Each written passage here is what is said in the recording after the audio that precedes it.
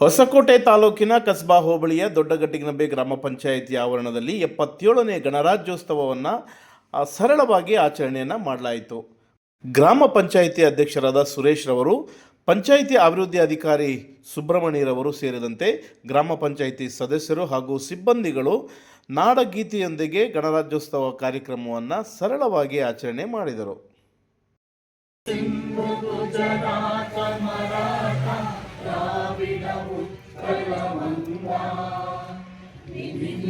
ಹಿಮಾಚಲ ಯಮುನಾ ಗಂಗಾ ಉಜ್ಜಲ ಜಲಸಿತರಂಗಾ ತವ ಶುಭ ನಾಮೇ ಗಾಯೇ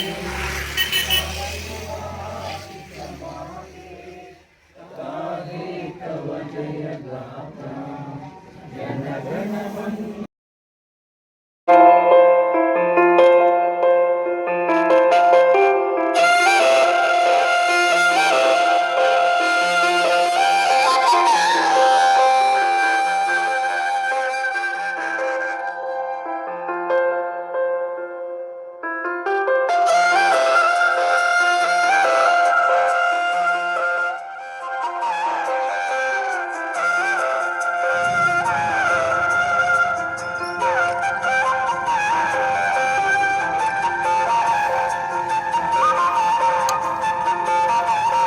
Okay.